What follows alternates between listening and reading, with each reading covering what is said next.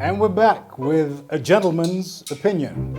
My name is Derek Banga. So, as we begin this series of talking of what it means to be a gentleman, and by the way, not just a gentleman, but a lady as well, I thought we might start off by breaking down what I will call the ABCDs of a gentleman.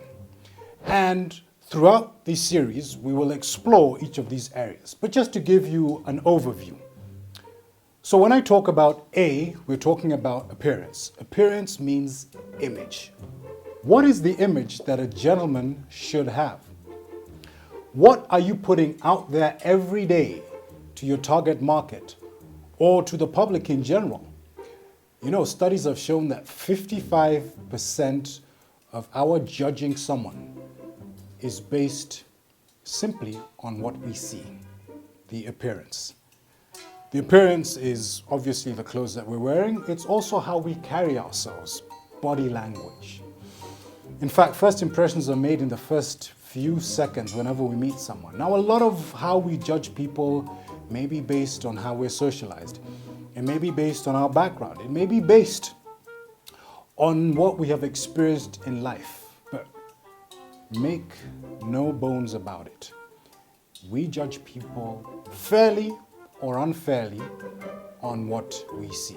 And so a gentleman is responsible for the image that he puts out in the public eye. Now the B stands for behavior. Behavior, how we carry ourselves, how we behave in different situations. You might call this etiquette. You might call this knowing the rules in different situations. It's really important, I think, that as we go out there and we are the best version of ourselves, certainly as gentlemen, that our behavior matches how we ourselves personally feel. And obviously, how we behave tells people a lot about us.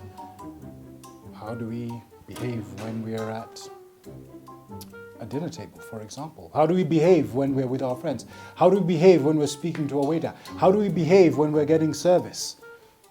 This, to me, defines what a gentleman is. And we'll be talking more about this as the series continues. The C in the ABCDs of a gentleman stands for communication. How we communicate to the outside world. Now, in a world where we have been taken over by digital technology, everybody has a smartphone. But I can tell you this, God fundamentally created us to be able to communicate with each other face to face, and not through Facebook or Twitter or Instagram. And so it has become even more important for the gentleman to be able to enhance these skills of being able to communicate one-on-one. Networking, for example. Communicating in public. You know, I love this saying. JFK said, the only reason to stand up and speak is to change the world. How many of us approach our meetings, approach how we talk to people in public with that really huge goal of trying to change the public? How we communicate, how a gentleman communicates, tells one a lot about oneself. And then D is for the digital footprint. Yes, I mentioned we live in a world where digital technology has taken over, and so increasingly our brand, our reputation, indeed who we are, is out there for the world to see digitally. When was the last time you Googled yourself? What comes up?